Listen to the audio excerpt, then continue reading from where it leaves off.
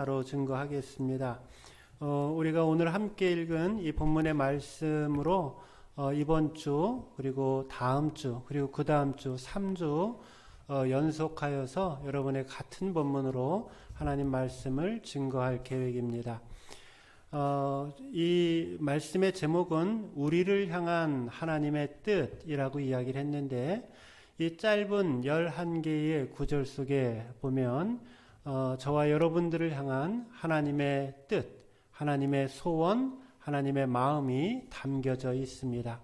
그것을 요약하여서 이야기를 하면 10가지 정도가 되는데, 오늘 우리가 그 중에서 앞에 부분 3가지, 우리를 향한 하나님의 뜻 3가지를 우리가 살펴봅니다. 하나님께서 저와 여러분의 인생 가운데 하나님의 뜻이 드러나기를 원하는 자리가 있습니다. 그것은 내가 맺고 있는 삶의 여러 관계들 속에서 하나님의 뜻이 증거되어지기를 원하고 있습니다. 그래서 오늘 살펴볼 말씀은 어떻게 이 하나님의 뜻이 내가 맺고 있는 관계들 속에서, 특별히 교회 안에서 맺고 있는 성도들과의 관계, 또 목회자와의 관계, 그리고 교회 바깥에서 특별히 나를 어렵게 만드는 사람들과의 관계를 어떻게 믿음 안에서 만들어갈 수 있겠는가 하는 내용을 다루게 됩니다. 사람에게는 누구나 다 자기 생각대로 무엇을 결정할 수 있는 자유가 있습니다.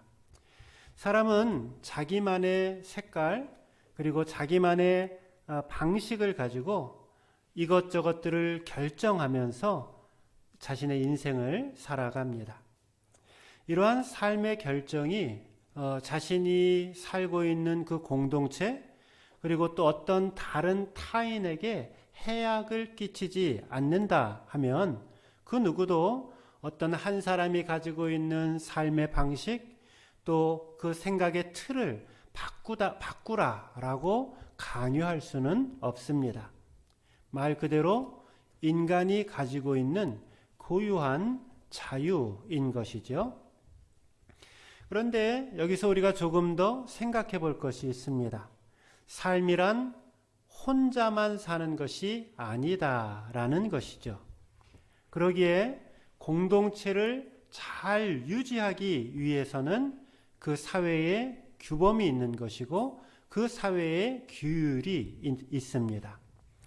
가정을 한번 예로 들어볼게요. 저와 여러분 모두는 각각의 가정의 한 구성원으로 우리는 살아갑니다. 그 가정이 행복하고 그 가정이 원만하게 유지되어지기 위해서는 그 가정 속에 서로 통용되어지고 있는 가정의 관습 혹은 가정의 규칙이라는 것이 있습니다. 내가 자유가 있다라고 해서 아무 때나 집에 들어가고 싶을 때 들어가고 집에 들어가고 싶지 않을 때 안 들어가고, 그러면 가정의 평화가 깨집니다. 내가 내 자유가 있기 때문에 내가 내 생각대로 기분대로 아무렇게나 말을 하게 되어지면 그 가정은 행복한 생활을 누릴 수가 없습니다. 가정에는 그 가정마다 저마다의 삶의 규칙과 관습이 있습니다. 마찬가지이죠. 직장에는 직장의 관습과 규율이라는 것이 있습니다. 또 사회생활에는 사회의 관습과 사회의 규율이라는 것이 있습니다. 이것과 마찬가지로 우리가 신앙생활하고 있는 교회 생활에는 특별히 교회만이 가지고 있는 독특한 법이 있는 것이고, 또 교회가 유지되어지기 위한 독특한 윤리가 있는 것입니다. 오늘 본문은 사도 바울이 데살로니가 성도들이 반드시 꼭 지켜야 할 교회 생활의 윤리에 관한 이야기를 먼저 이야기합니다. 어떤 분은 윤리라는 말을 부정적으로 생각합니다. 그렇지 않습니다. 목사님, 기독교는 믿음이지 윤리가 아니지 않습니까? 라고 생각할지 모르겠습니다. 네, 믿음 맞습니다. 그러나 이 믿음이라는 말과 이 윤리라고 하는 말은 서로 반대되는 개념이 아닙니다. 함께 가는 것이죠. 윤리가 뭘까요? 윤리라고 그러면 금방 부정적인 생각을 하는 사람들은 하나님의 은혜가 아닌 인간의 행위, 이렇게 인간의 행동 이렇게 생각을 합니다. 그것은 윤리라는 말을 다 담고 있지 않습니다. 윤리라는 말에 사전적인, 여러분이 사전을 찾아보면 윤리는 이렇게 정의가 내려져 있습니다. 사람으로서 마땅히 행해야 하거나 지켜야 할 도리라고 그 뜻이 적혀져 있습니다. 윤리 뭐냐? 그것은 사람으로서 마땅히 행해야 하고 또 지켜야 할 삶의 도리를 가리킵니다. 그러므로 오늘 사도 바울이 교회 생활의 윤리라고 하는 이 말의 뜻은 저와 또 여러분이 한 믿음의 공동체, 교회의 구성원으로서 마땅히 지켜야 할 신앙의 도리를 가리키고 있는 것입니다. 사도 바울이 말하고 있는 신앙생활의 윤리는 무엇입니까? 첫째, 목회자와 성도 간의 사랑과 존경의 질서를 만들라입니다. 목회자와 성도 간에 서로 사랑하고 서로 존경하고 하는 이 건강한 질서가 교회를 건강하게 세워가는 데 있어서 매우 중요한 요소가 된다라고 말씀합니다. 특별히 이것은 교회 지도자들을 향한 성도의 자세와 의무를 가리킵니다. 12절과 13절 말씀을 보십시오. 12절 13절 형제들아 우리가 너희에게 구하노니 너희 가운데서 수고하고 주 안에서 너희를 다스리며 권하는 자들을 너희가 알고 그들의 역사로 말미암아 사랑 안에서 가장 귀히 여기며 너희끼리 화목하라. 네. 지금 바울은 데살로니가 성도들에게 먼저 목회자들에게 행해야 할 마땅한 태도를 말씀하고 있습니다.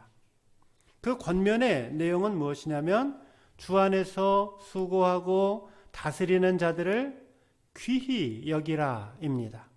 그것도 약간만 귀하게 여기는 것이 아니라 뭐라고 얘기를 하고 있죠? 13절 끝에 보면 가장 귀히 여기라라고 기록하고 있습니다. 할렐루야!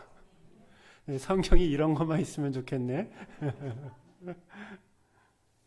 교회 생활에 있어서 목회자에 대한 윤리는 목회자를 무엇보다도 사랑 안에서 가장 귀하게 여길 줄 알아야 한다 말씀합니다.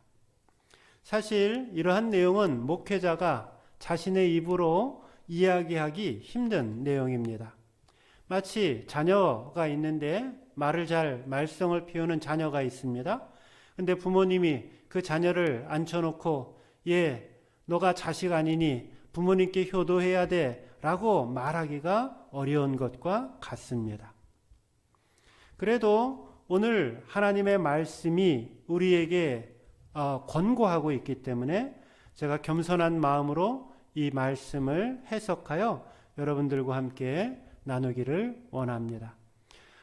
저와 일평생 신앙생활을 함께 하든지 간에 혹은 하나님께서 뜻과 계획이 있어서 또 다른 목회자와 여러분들이 신앙생활을 하게 되든 간에 그것은 문제가 아닙니다. 동일한 원리가 작용됩니다. 다행히 제가 생각하기에 지금 저와 여러분의 형편은 서로 신뢰하고 또 서로 존경하고 또 서로 사랑하고 있다라고 제 마음에 그런 생각이 들기에 제가 오늘 편안한 마음으로 여러분들과 함께 이 말씀을 나눕니다. 왜 목회자를 귀하게 여겨야 하는가? 왜 목회자를 귀하게 여겨야 할까요? 그 이유는 목회자가 대단한 사람이어서가 아닙니다. 오히려 여러 가지 부족한 부분들을 가지고 있지만은 목회자들이 하고 있는 그 일의 내용 때문에 목회자를 귀하게 여겨야 합니다. 여기 13절에 보면 그들의 역사로 말미암아라는 표현이 있고 그들의 역사로 말미암아 귀하게 여기라 라고 기록되어져 있죠. 여기 그들의 역사라고 하는 것은 무슨 대단한 일을 했다 그런 뜻이 아니라 그들의 역사라고 하는 말의 뜻은 뭐냐면은 목회자들이 하는 일의 성격을 생각해서 라는 뜻입니다. 그래서 복음 전하고 말씀 증거하고 하나님의 사랑을 증거하는 그들의 그 일의 성격을 생각하여서 그들을 존중할 줄 알아야 한다라고 말씀드립니다. 다시 말씀을 드립니다. 목회자를 귀하게 여기고 존경하는 것은 그들의 인품이 무슨 아주 탁월하기 때문이 아닙니다. 또 그들이 학식이 아주 우월하기 때문도 아닙니다. 덕망이 아주 높아서도 아닙니다. 부족한 부분이 보인다 하더라도 그들이 하고 있는 그 일이 하나님께서 맡겨주신 귀한 영혼 사역, 복음 사역이기 때문에 사랑 안에서 가장 귀하게 여기고 존중해 줄 알아야 한다 말씀합니다. 본문에는 목회자들이 하고 있는 일을 세 가지로 표현하고 있습니다. 여러분, 목사가 하는 일이 뭘까요? 한번 생각해 보세요. 가장 우리 머릿속에 또 제가 다른 성경 구절을 통해서 말씀을 전할 때 목회자는 하나님의 말씀을 하나님의 백성들에게 연구하고 묵상하고 해석하여서 성령 안에서 그 말씀을 성도들과 함께 나누는 것이고 잃어버린 영혼들에게 복음을 전하며 그들을 주님께로 인도하는 가장 1차적인 목적을 갖고 있습니다. 근데 오늘 성경에는 특별히 목회자들이 해야 하는 일, 또 혹은 해야 할 세 가지의 사역에 대해서 이야기를 합니다. 그것은 뭐냐면은 수고하는 일, 그리고 다스리는 일, 그리고 권하는 일이라고 말씀합니다. 첫째, 목회자는 성도님들의 영혼을 위해서 수고하는 사람들입니다. 목회자는 성도의 영혼을 위해서 수고하는 사람입니다. 하나님께서 허락해 주신 그 영혼이 잘 되어서 그 영혼이 축복을 받고 영혼뿐만이 아니라 범사가 잘 되고 하나님의 은혜 속에 거하는 그 축복을 전달하기 위해서 목회자는 수고하는 사람들입니다. 또 다스리는 일을 합니다. 목회자들은 주 안에서 성도들을 다스리는 사람들입니다. 기분이 나쁘셔도 이것은 성경적입니다. 여기 다스린다라고 하는 이 말은 성도들이 잘못되지 않도록 치리하는 것을 말합니다. 목회자들은 성도가 잘못하였을 때 그들을 훈계하고 다시 그 죄악 가운데 빠지지 않도록 가르쳐야 합니다. 이거 참 쉬운 일이 아니죠. 왜? 말씀으로 성도들을 각성하게 하고 또 때로는 권면하고 영적인 위험성에 대해서 경고하고 잘못된 생각과 행동을 교정하고 계도해야 하는데 그것을 성도들이 열린 마음으로 받아주면 그러면 너무나 감사하고 귀한 것인데 그렇지 않고 오늘 목사님이 나에게 나쁜 감정을 가지고 있나 보다. 그건 목사님이 나를 싫어하나 보다 하며 그것을 말씀으로 받지 않고 또 이 다스리는 그 치리의 그 권면들을 받아들이지 않을 때 문제가 생기게 됩니다. 사실 여기 다스린다라고 할 때 어떻게 다스린다 그랬냐면은 주 안에서 다스린다라고 얘기했어요. 다른 사람들을 다스리는 것도 쉽지 않은데 특별히 주 안에서 다스린다라고 하는 말은 더더욱이 그렇습니다. 주 안에서 다스린다라고 하는 것은 세상에서 어떤 주권을 가지고 권세를 가지고 다스리는 것과 다릅니다. 예를 들어서 정부에서 방침을 따르지 않고 또 규칙을 따르지 않으면 벌금을 내게 하고 과태료를 부과하고 혹은 구금을 하고 하는 강제력을 가지고 있지요. 세상의 어떤 주관자들처럼 주 안에서 권면하고 다스리는 것은 사람들을 위협하거나 혹은 명령하는 것도 아닙니다. 강제함이 없기 때문에 주 안에서 다스린다라고 하는 이 말은 참으로 어려운 말이 됩니다. 그렇죠? 여러분, 교회에서 소모임을 하지 마시오라고 정부에서 지침을 주었는데 그것을 계속해서 지속적으로 안 지키면 어떻게 해요? 벌금을 받고 제재를 가하고 하지요. 여러분, 성경 안 읽으시면 안 됩니다. 여러분, 하나님 말씀대로 살지 않으면 안 돼요. 하나님 말씀대로 안 살았다고, 성경 말씀 안 읽었다고, 기도 안 했다고, 자, 오늘부터 한 번 어길 때마다 10만 원 이렇게 하나요? 그렇지 않단 말이죠. 그러니까 주 안에서 권면하고 주 안에서 다스린다라고 하는 것이 이처럼 쉽지 않은 일이고, 또 그러기 때문에 목회자들이 영적으로 다스리고 치리하게 되어질 때 더욱더 적극적으로 그 말씀을 받고 권면을 받아들일 때에, 순종할 때에 하나님께서 그 인생을 축복하시고 복을 주실 줄로 믿습니다. 세 번째, 목회자는 권면하는 사람입니다. 목회자들은 성도들에게 하나님의 뜻을 행하도록 권하는 사람입니다. 선한 일을 하도록 몸으로 모범을 보이고 말로써 권하는 사람들입니다. 수고하는 일, 또 다스리는 일, 또 권면하는 일, 이 세 가지 역할이 교회 안에서 목회자들에 의해서 수행되어지고 있습니다. 따라서 성도들은 영적인 지도자들로 하여금 이 수고하고 다스리고 권면하는 이 일을 더욱더 잘해갈 수 있도록, 기쁨으로 감당할 수 있도록 최대한 성경 표현대로 가장 존경하며 순종하시고 기도의 동역으로 함께 하나님의 사역들을 감당해 나아가야 합니다. 어떻게 목회자와 좋은 관계를 유지할 수 있겠습니까? 첫째는 자신의 목회자를 잘 알아야 합니다. 12절 말씀 끝에 보시면 어떻게 되어져 있냐면은 뭐라고 되어 있죠? 너희가 권하는 자들을 너희가 뭐라 그랬어요? 알고 그랬어요. 여기 목회자들을 너희가 알았다, 알고 있다 라고 이야기를 합니다.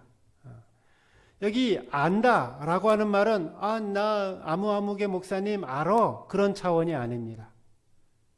여기 안다 라고 하는 것은 자신의 영적인 지도자의 생각이 무엇인지, 또 그분의 가치관이 무엇인지, 그분이 중요하게 생각하는 것이 무엇인지, 또 그분이 살아가고 있는 삶의 형편이 어떠하는지를 구체적으로 알고 있느냐를 말하고 있는 것입니다.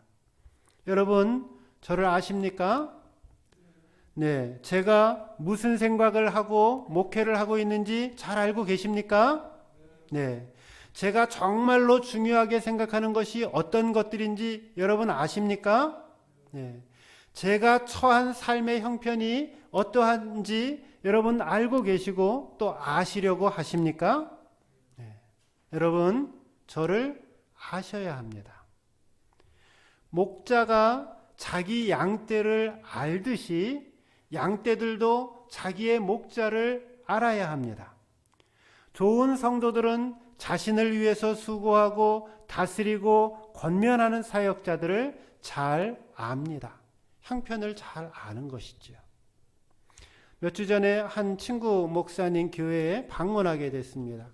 무슨 일이 있어서 제가 이밸류에이션을 좀 해달라고 해서 그 평가하기 위해서 갔다가 그 교회에서 한 집사님을 만나게 됐습니다. 한 3년 전에 어떤 우연한 기회에 그 교회 담임 목사님이랑 저희 가정과 또 다른 가정 한 가정을 식사를 초대해서 그 집에서 식사를 초대해서 밥을 먹었던, 제가 성함은 몰라요. 밥 먹은 건 기억하고 있습니다. 그래서 이제 그 집사님을 만나게 됐어요. 그 우연찮게. 그래서 제가 또 기억력이 좋지 않습니까?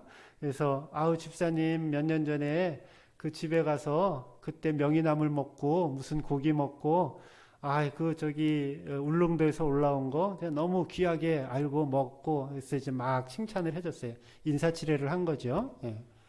그랬더니 이 집사님이 그러면서 또 기회 되면은 아마 제가 그랬는지 안 했는지 잘 모르겠는데 기회 되면 또 명이나물 주세요. 아마 농담 삼아 아마 그랬던 것으로 기억이 납니다. 그랬더니 이 집사님이 그것을 기억하시고 한 몇 주 후에 저희 가정과 그 담임 목사님 네 분과 섬기시고 있는 그 다음에 또 다른 목사님 한 가정을 초청해서 이렇게 대접을 해주셨어요. 제가 밥 먹으러 차 타고 1시간 넘게 가는 거를 제가 즐겨하는 사람은 아니지만 그분의 그 세밀한 보살핌, 돌봄, 그 마음, 상대방을 알고자 하는 그 마음, 이런 것들이 참 감동이 되어서 은혜가 되었습니다. 물론 우리 교회는 그 집사님보다 더 훌륭하고 더 저를 많이 아시고 또 더 알고자 하시는 많은 분들이 계시는 것을 제가 감사하고 있고 또 많은 사람들이 부러워하고 있습니다. 성도는 목회자를 알아야 됩니다. 그 다음에 두 번째, 영적 지도자를 존경하고 귀하게 여겨야 합니다. 13절 뒤에 보면 그들의 역사로 말미암아 사랑 안에서 가장 귀히 여기며 라는 말이 있죠. 여기 귀히 여긴다, 이 말은 존중히 여긴다 혹은 존경한다 라는 뜻입니다. 교회 안에서 성도들을 영적으로 지도하고 권면하면서 수고하는 목회자들을 가장 귀하게 여기고 존경하라 라는 말입니다. 말씀을 전하는 자와 성도가 말씀을 전하는 자와 반드시 좋은 관계를 맺어야 될 분명한 이유가 있습니다. 이거는 몇 차례 제가 말씀을 드렸어요. 제가 여러분 저를 아셔야 됩니다. 저를 존경해야 됩니다. 제가 정말 얼굴에 철판 갈고 지금 이런 얘기를 하고 있지 않겠습니까? 얼마나 제가 그런 이야기를 하는 게 불편하겠어요. 근데도 그것이 성경이 가르치는 것이기 때문에 제가 말씀을 드린단 말이에요. 그런데 정말 성경이 중요하게 생각하는 것은 뭐냐면은 왜 성도는 목회자와 좋은 관계를 맺어야 하는가? 분명한 이유가 있습니다. 그것은 목회자와 좋은 관계를 맺지 못하게 되어질 때 내 믿음 생활이 망가지기 때문입니다. 한번 생각해 보세요. 여러분 사시면서 목사님과 좋은 관계를 맺었던 때도 있지만 또 목사님과 불편하고 어려운 관계를 맺었던 그런 때들도 있으시죠? 한두 번쯤은 다들 가지고 계실 거란 말이에요. 그런데 과연 내가 목사님과 영적인 지도자와 좋지 않은 관계를 맺으며 신앙생활하고 있었을 때 여러분 그 신앙생활이 제대로 되던가요? 안 되잖아요. 내 믿음이 자라던가요? 안 자라잖아요. 하나님의 말씀이 들리던가요? 안 들리잖아요.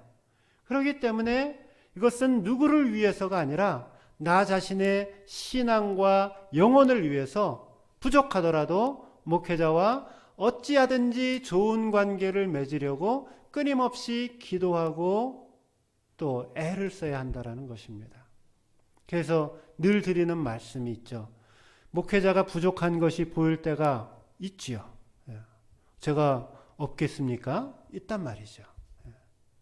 또 저뿐만이 아니라 이 땅에서 살아가고 있는 목회하는 모든 영적인 지도자들 나름대로 부족한 것들이 보일 수 있습니다. 그럴 때 목회자를 위해서 기도하고 하나님 앞에 무릎 꿇고 일어나기를 바라고 새로워지기를 말하고 관계 회복을 꿈꾸면서 이렇게 하나님 앞에 가지고 나아가는 믿음의 자세가 필요합니다. 목회자는 싸움의 대상이 아닙니다. 아내는 싸움의 대상입니까? 아내는 싸움의 대상입니까? 착각하지 마세요. 아내는 싸움의 대상이 아닙니다. 남편은 싸움의 대상입니까? 혹시 그렇게 생각하셨다면 착각하지 마세요. 남편은 싸움의 대상이 아닙니다. 목사는 싸움의 대상입니까? 아니요. 착각하지 마세요. 싸움의 대상이 아닙니다. 오히려 사랑의 대상인 것이고 존경의 대상인 것이고 순종의 대상인 것입니다. 이제까지 잘해오셨습니다. 또 앞으로 더 잘하기 위해서 여러분들의 영적인 교회의 지도자들을 부족하지만 귀하게 여겨주시고 존경하시고 사랑하시고 기도해 주시기를 바랍니다. 그러면 내가 축복을 받습니다.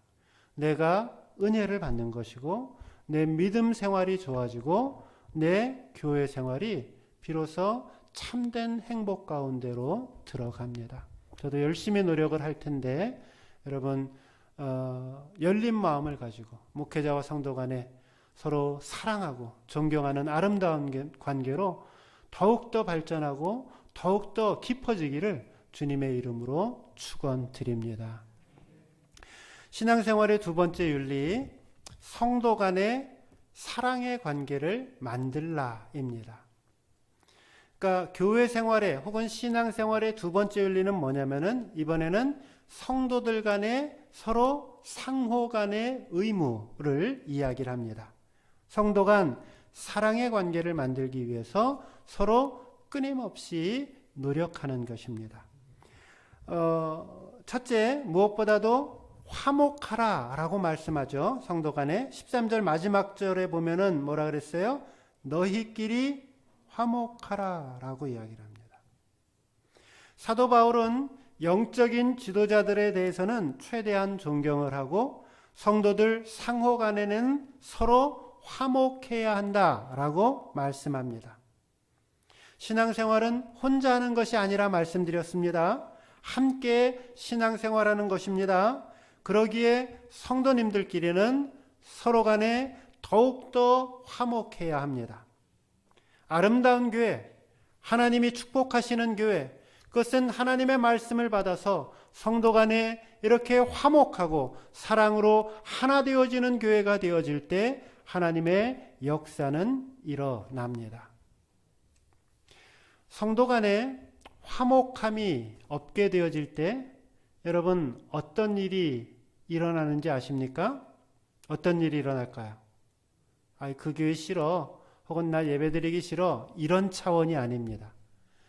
성도 간에 화목함이 없게 되어지면 나타나는 현상이 있는데요. 분명한 현상이 있는데 그것은 뭐냐면은 내가 하나님을 만나지 못한다라는 것입니다. 여러분 다시 한번 경험을 한번 돌이켜 보십시오. 집에서 교회를 오는데 집에서 남편과 아내랑 부부싸움 실컷 하고 왔어요. 교회는 내가 장로고 권사고 하니까 와서 예배는 드려야 되겠고 순서 맡았고 안나 맡아서 교회를 왔긴 왔는데 그날 드린 예배 하나라도 기억나는 거 일평생 동안 한 번이라도 있으십니까? 아니란 말이죠. 화목하지 못하면은 어떤 일이 생기냐면은 하나님을 만날 수가 없게 되는 거예요. 부부간에 싸움이 있고 또 성도 간에 예를 들어서 청년이 되었든 아니면은 어른이 되었든 장년이 되었든 간에 교회 얼굴만 보면 쳐다보기만 해도 싫은 사람이 있을 수가 있죠. 다른 교회는 있을 수 있어요. 우리 교회는 없고. 그런 경험 있으시죠? 예.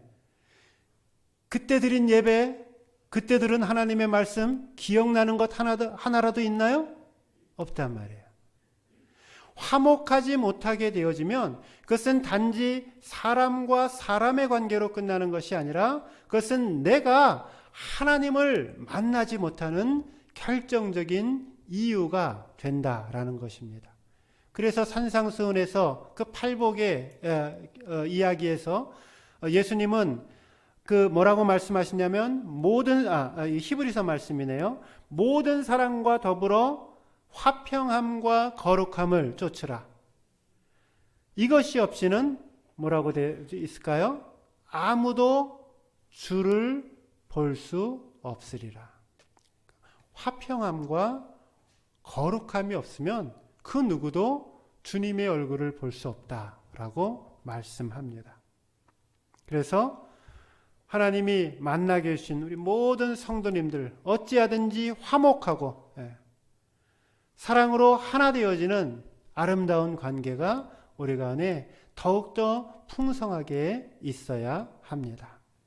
두 번째로 게으른 자들을 권계하라 라고 이야기를 했어요. 14절 상반절 말씀 보시면 또 형제들아 너희를 권면하노니 게으른 자들을 권계하며 라고 이야기를 했어요. 여기서 말하고 있는 이 게으른 자는 교회 안에서 게으른 자예요. 교회 안에서 남들 다 청소하는데 나는 가만히 앉아있는 그런 뜻이 아니에요. 여기서 게으른 자라고 하는 이 표현은 옛날 성경에는 규모 없는 자라는 성경으로 말로 쓰여졌습니다. 규모 없는 자들을 권계하라라고 쓰여져 있어요. 저는 이 과거의 표현이 더 성경적이다라고 생각을 합니다. 여기 게으른 자 혹은 규모 없는 자라는 말의 원래의 뜻은 정돈되지 않은 혹은 제멋대로의 혹은 순종하지 않는 이라는 뜻을 가지고 있습니다.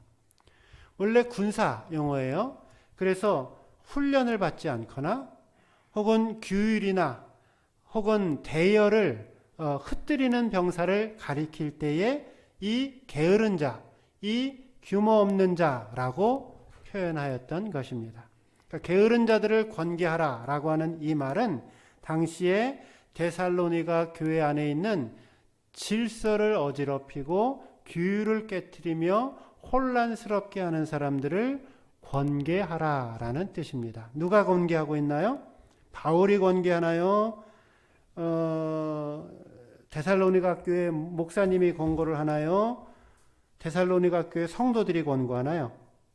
네, 성도들이 서로 그러면 안 됩니다 라고 권계해야 한다라는 것입니다. 세 번째, 약한 자들을 안위하고 힘없는 자들을 붙들어 주셔야 합니다. 14절 말씀 보세요. 또 형제들아 너희를 권하노니 게으른 자들을 권계하며 마음이 약한 자들을 격려하고 힘이 없는 자들을 붙들어 주며 모든 사람에게 오래 참으라. 여기 보시면 마음이 약한 자들을 격려하라 라고 이야기를 했어요. 그리고 힘이 없는 사람들을 붙들어 주는 것이 우리가 지켜야 할 성도 간의 윤리이다 말씀합니다. 마음이 약한 자, 이거 또 슬퍼하는 자라는 뜻이고 그 이외에 여러 가지 어려운 상황으로 낙심하거나 좌절해 있는 사람들을 가리킵니다. 그들을 외면하지 않고 그들을 안위하라, 격려하라 말씀합니다. 그리고 힘없는 자라고 하는 이 표현은 도움이 필요한 사람들을 가리킵니다. 그래서 붙들어주라 라고 하는 이 말의 뜻은 힘이 없는 자들을 도와주어서 단단히 붙잡아준다라는 뜻입니다. 육체적으로 힘이 없는 사람, 경제적으로 힘이 없는 사람, 영적으로 힘이 약한 사람들을 단단히 붙들어 잡아주고 도와주는 것을 뜻합니다. 이것이 교회에서 성도들 간에 지켜야 할 신앙의 윤리입니다. 바라기는 주님 주시는 이 하나님 말씀처럼 서로 간에 화목하시고, 화목해야 하나님이 보입니다. 서로 간에 화목하시고 게으른 자들을 권계하시고 그리고 힘없고 약한 자들에게 그리스도의 사랑을 나누는 삶 사시기를 주님의 이름으로 축원드립니다. 마지막 세 번째입니다. 신앙생활의 세 번째 윤리, 셋째, 악을 악으로 갚지 말고 항상 선을 따르라입니다. 이 어려운 말이에요. 15절 말씀 보세요. 15절. 여러분들이 한번 읽어주시면 고맙겠습니다. 15절 시작.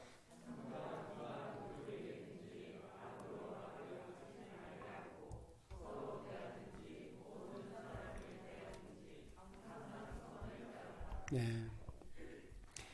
문장은 너무 제가 다 설명할 필요도 없을 정도로 분명한데 이것을 지키고 실천하는 것은 참 무게가 있는 쉬운 말이 아니죠. 이 15절 말씀은 특별히 나를 힘들게 하는 사람들과 내가 어떤 관계를 맺어갈 수 있겠는가의 문제를 다룹니다. 인생을 살다 보면 특별히 유난히 나를 힘들게 하는 사람들을 만나게 되죠. 여러분 그런 신적들이 있으시죠? 예. 그리고 경험상 볼 때에 한 사람이 사라지면 또 조금 있다 또 다른 사람이 나타나고 또 다른 사람이 나타나면 또 다른 사람이 나타나는 거 보면은 경험상 이렇게 내가 가지고 있는 가치관과 또 삶의 습관과 정말 동떨어져서 견디기 힘든 또 맞지 않는 불편함을 주는 사람들을 우리는 만나게 됩니다. 그때 어떻게 할까요? 사람들은 대개 두 가지를 하죠. 안 만나버리든지 피해버리든지 아니면은 나를 힘들게 하니까 그것을 대항해서 싸우든지 합니다. 근데 오늘 성경의 가르침은 뭐냐면은 나를 힘들게 하는 사람을 만났을 때 어떻게 해야 되느냐? 첫째, 오래 참으라. 둘째, 악을 악으로 갚지 말라. 그리고 셋째, 끝까지 선을 쫓으라 라고 말씀합니다. 어려움을 주는 사람을 만나게 될 때에 성도가 제일 먼저 가져야 할 믿음의 자세는 오래 참음의 마음입니다. 지금 이 15절에 보면 오래 참으라는 말씀 앞에 어떤 말씀이 있냐면은 누구에게든지 라고 하는 표현이 등장을 합니다. 그래서 모든 사람이라고 하는 표현이 있고요. 그래서 오래 참을 때 누구에게 오래 참아야 하느냐? 모든 사람에 대하여 오래 참으라 라고 말하고 있습니다. 상대가 선하든지 악하든지 상관이 없습니다. 상대가 귀한 사람이든지 천한 사람이든지 상관이 없습니다. 어떤 사람이든지 불구하고 오래 참음의 미덕을 가지고 어려운 사람을 대해야 한다 말씀합니다. 오래 참는다라고 하는 것은 힘이 없기 때문에 오래 참는 것이 아닙니다. 하나님이 저와 여러분을 향해서 오래 참으시는 것은 하나님이 나약해서 오래 참으시는 것이 아니라 그 악함과 그 죄에서부터 돌이켜 회개하기 기다리기 때문에 사랑하기에 오래 참아 주시는 것이죠. 우리가 오래 참음의 성품을 간직하는 이유는 핍박하는 자들, 어려움 주는 사람들, 그들로 다시금 생각하게 하고 회개하고 돌아올 수 있는 기회를 주기 위해서입니다. 두 번째는 악으로 악을 갚지 말라라고 말씀하셨습니다. 스스로 복수하는 일을 하지 말라라는 말씀이죠. 성도가 악을 또 다른 악으로 갚지 않아야 할 이유가 있는데요. 그것은 성경의 가르침은 원수 갚는 것, 악을 대항하는 것은 너에게 있는 것이 아니라 하나님에게 있는 일이다 라고 말씀하시기 때문입니다. 로마서 12장 9절에 보면 내 사랑하는 자들아 너희가 친히 원수를 갚지 말고 진노하심에 맡기라. 기록되었으되 원수 갚는 것이 내게 있으니 하나님의 음성이죠. 내게 있으니 내가 갚으리라고 주께서 말씀하시니라 말씀합니다. 악을 악으로 갚게 되어질 때에 거의 분쟁이 일어나고 질서가 파괴됩니다. 피차 물고 뜯으면은 함께 망할 것을 염려하라고 성경은 말씀합니다. 그러기에 나에게 억울한 일이 생겼을 때, 그리고 나에게 억울한 일을 계속해서 주는 사람들을 만나게 되었을 때에 하나님께서 이 나의 억울한 일, 이 원통한 일 모두 갚아주실 것을 믿고 악을 악으로 갚지 않는 것입니다. 그리고 세 번째, 항상 선을 쫓으라 라고 이야기를 합니다. 선을 쫓아 행하는 것입니다. 타인이 나에게 악하게 행동을 했을 때 내가 오래 참고 또 악을 악으로 되갚아주지 않는 것에서 그치는 것이 아니라 오히려 그 상대방을 향해서 선을 행하는 것입니다. 왼밤을 치면 오른밤을 돌려대나요? 오리를 가라고 하면 십리를 가는 것이죠. 그래서 선을 베푸는 데까지 나아가는 것입니다. 선을 쫓아서 살 때 나에게 어려움 주는 사람들을 향해서 지속적으로 선을 베풀며 나아갈 때 마음이 흔들리고 마음이 연약해질 때도 있습니다. 그러나 성경은 우리에게 귀한 약속을 주십니다. 우리가 선을 행하되 낙심하지 말지니 피곤하지 않으면 때가 이르면 거두리라 말씀합니다. 항상 선을 쫓으라. 선으로 악을 이기라고 우리 주님 말씀하십니다. 말씀을 맺습니다. 하나님께서 저와 여러분들에게 귀한 교회를 허락하시고 우리를 사랑동산교회 한 구성원으로 하나님이 우리를 불러주셨습니다. 우리는 이 사랑동산교회 안에서 교회의 성도로서 지켜야 할 마땅한 도리가 있다 말씀드렸습니다.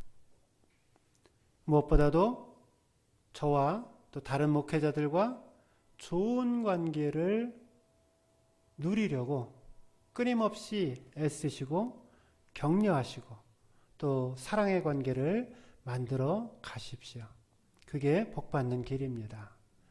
그리고 성도 간에 더 화목하시고 사랑하시고 필요한 것들을 돌아볼 줄 아는 사랑의 사도가 되십시오. 인생에 어려움을 주는 얼굴만 봐도 경기가 나오고 소름이 끼치는 어려운 사람들을 우리가 만날 때가 있습니다. 그때 인내하시고 오래 참으시고 그리고 악을 악으로 내가 갚으려고 하지 마시고 하나님 앞에 내어 맡기시고 그리고 오히려 선함으로 그 악을 이길 수 있는 사랑으로 그 미움을 이길 수 있는 주님의 사람들 모두 되실 수 있기를 주님의 이름으로 축원드립니다. 기도하겠습니다. 사랑의 주님, 우리에게 일할 수 있는 건강을 주시고 직장을 주시고 일터를 주셔서 하나님 주신 그 힘으로 필요한 양식을 얻게 하여 주시니 감사드립니다. 사람의 욕심이 끝이 없어서 정작 오늘 나에게 필요한 것은 오늘의 양식인데 내일 먹을 것, 1년 후에 먹을 것, 10년 후에 먹을 것 생각하며 허상을 쫓아 우리 인생을 살아갑니다. 하나님, 오늘의 만나를 먹이시며 일평생 인도하시고 이끌어 가셨던 그 하나님을 신뢰하는 믿음을 허락하여 주시고 매일의 삶 속에서 내 삶 인도하며 이끄시는 주님의 은혜와 능력을 경험하며 살게 하여 주옵소서. 하나님 앞에 기대하는 것이 없으니 기적이 없고 하나님 앞에 바라는 것이 없고 믿음의 순결함이 없으니 하나님의 역사를 경험치 못합니다. 하나님, 물질보다 하나님보다 물질을 더 사랑하지 않게 하여 주시고 주님 신 물질로 귀한 모습으로 살게 하여 주시고 하나님 주신 물질로 하나님 위에 아름답게 쓰임받는 복된 인생 되게 하여 주옵소서. 열애 하나 구별하여 하나님께 올려드리는 손길들 주님 그 믿음과 사랑과 헌신을 기억하여 주시고 주님의 약속 말씀 그대로 축복해 주시며 더 크게 축복해 주셔서 하나님 앞에 쓰임받게 하여 주옵소서. 감사 예물로 올려드리는 그 감사 받아주시고 날마다 더욱더 큰 감사가 넘치게 하여 주옵소서. 모든 예물 주 앞에 올려드립니다. 이제는 우리 주 예수 그리스도의 은혜와 아버지 하나님의 무한하신 사랑하심과 성령님의 감동감화 충만케 하심의 역사가 오늘 교회 안에서 목회자와 좋은 관계를, 사랑의 관계를 만들어가고 또 성도들 사이에 마음껏 사랑하고 화목하며 어려운 사람들까지도 품고 인내하며 선대하기로 결심하는 우리 사랑하는 모든 성도님들 머리 위에와 가정과 직장과 사업체와 학업위에 그리고 사랑동산교회와 교회에 속한 우리 모든 권속들 머리 위에 이제로부터 영원토록 함께 하시기를 간절히 축원하옵나이다. 아멘.